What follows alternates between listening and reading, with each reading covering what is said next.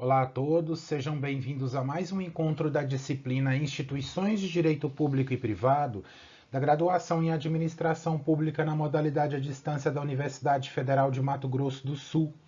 Nós abordaremos nesse nosso encontro a temática do Estado brasileiro, que é extremamente importante para a formação do futuro gestor da coisa pública. Então vamos lá. Bom, então vamos iniciar a nossa fala tecendo algumas considerações preliminares acerca da organização do Estado brasileiro. De início, eu gostaria de informar que o nosso Estado brasileiro, que o Brasil, ele possui um nome, e esse nome é a República Federativa do Brasil.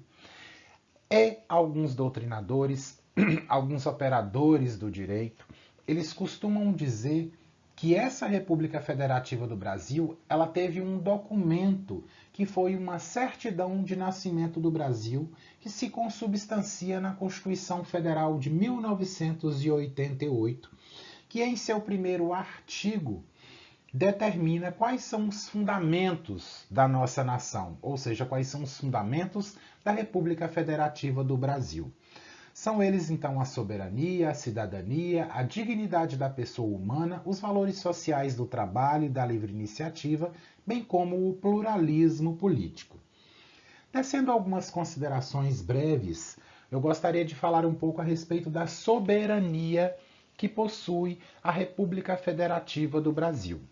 Em outros termos, significa dizer que o Brasil ele é soberano frente a outras nações porque ele possui um conjunto de regras próprias, porque ele possui um sistema político próprio e ele é independente internacionalmente. Em termos de cidadania, que seria o nosso segundo fundamento da República Federativa do Brasil a ser comentado, nós poderíamos dizer então do sistema político, em que existem pessoas que podem votar e ser votadas ao mesmo tempo. Como terceiro fundamento da República Federativa, ou seja, a dignidade da pessoa humana, significa dizer que todas as pessoas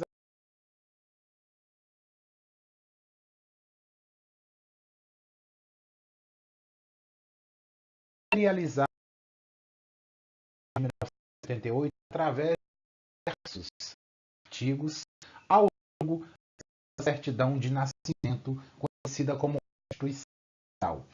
Então, eu poderia dizer de alguns direitos e garantias fundamentais que estão descritos ao longo da Constituição de 1988 e que possibilitam, então, o respeito a esse terceiro fundamento da República Federativa do Brasil, que é a dignidade da pessoa humana. Então, nós temos aí o direito à liberdade, o direito de ir e vir, o direito à segurança, o direito à propriedade e tantos outros direitos que fazem com que a pessoa ou com que as pessoas tenham condições mínimas de uma vida digna e respeitosa. E como fundamentos da República do Brasil, nós temos também os valores sociais do trabalho, que possibilitam então que as pessoas tenham essa dignidade, assim como o pluralismo político, ou seja, a existência aí desses diversos partidos políticos, a possibilidade das pessoas se filiarem a esses partidos e defenderem então as suas ideologias.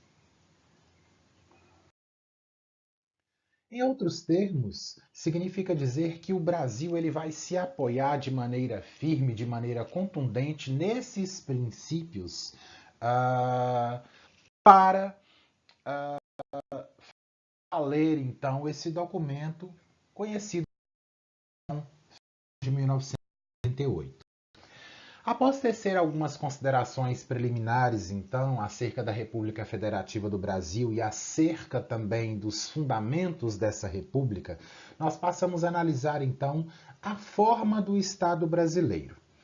Antes de mais nada, eu gostaria de dizer que existem duas formas de Estado.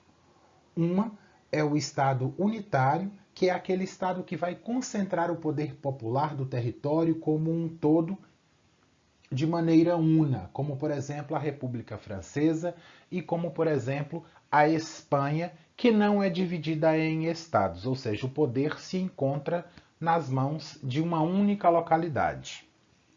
Em contrapartida, nós temos o Estado composto, que é aquele poder popular que se encontra descentralizado e em esferas menores de atuação, que são os estados. Então, essa forma de Estado, ela pode ser denominada ou nominada como federação dos estados.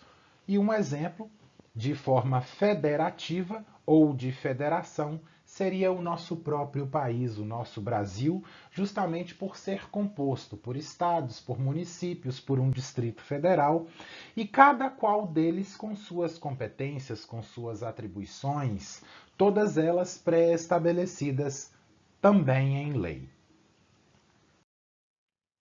Passamos a analisar agora, senhores, a forma de governo. A nossa forma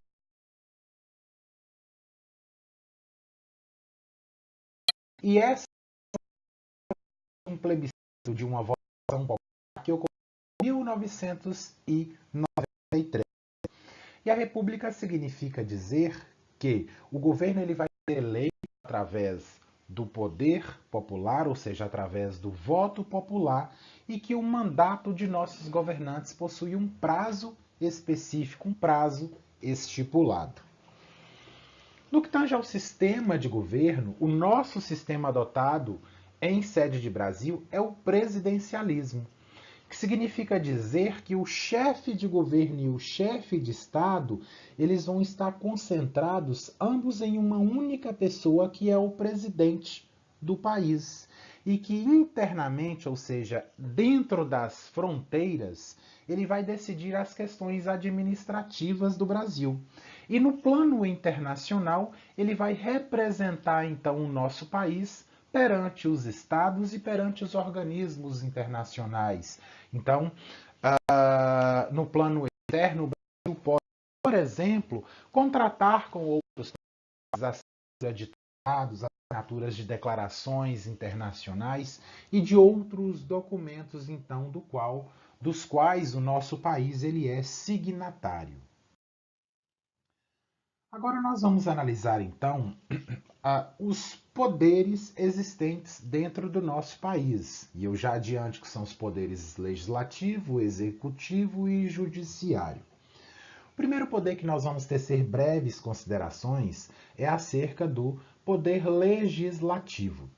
E essa atividade legiferante, que significa a criação de leis, a criação de normas, ela é feita especificamente pelo nosso poder legislativo, tanto em sede de município quanto Estado, no Distrito Federal e na União. Então, via de regra, a atividade legiferante, que é a criação de norma, ela é feita pelo poder legislativo, mas excepcionalmente a criação de norma ela cabe também ao poder executivo. Em sede de federação, em sede de união, nós podemos dizer que o nosso poder legislativo ele é representado pelos nossos deputados federais e pelos nossos senadores, que fazem parte, então, do sistema bicameral. Bicameral porque nós temos duas casas, a Câmara dos Deputados e o Senado Federal, e isso é conhecido como Congresso Nacional. No que diz respeito aos nossos senadores federais, eles comporão esse poder legislativo e ele é composto de 81 senadores com mandatos de 8 anos cada. Em contrapartida, para os deputados federais, que são em número de 513 em sede de união, cada um deles tem um mandato então de 4 anos especificamente.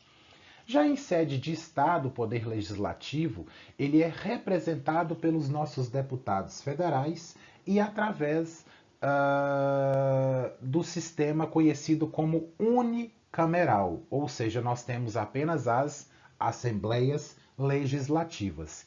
E em sede de município, esse poder legislativo ele é composto pelos nossos vereadores, também com mandato de 4 anos especificamente.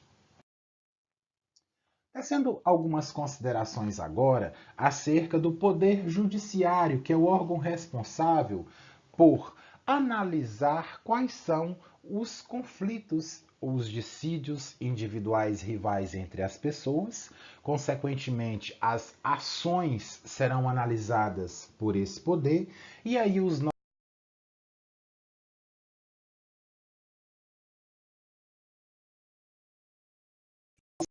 dissídios individuais, trazendo então uma solução através de uma tratação de uma sentença ou de uma questão.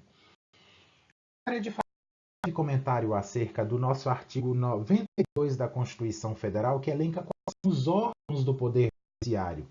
Então, nós temos na instância máxima desse poder o Supremo Tribunal Federal, que é a corte mais importante do Poder Judiciário de nosso país, composta por ministros. Nós temos também o Conselho Nacional de Justiça, conhecido também mais para os íntimos como CNJ, que é responsável, então, por fiscalizar quais são as atividades desse poder judiciário.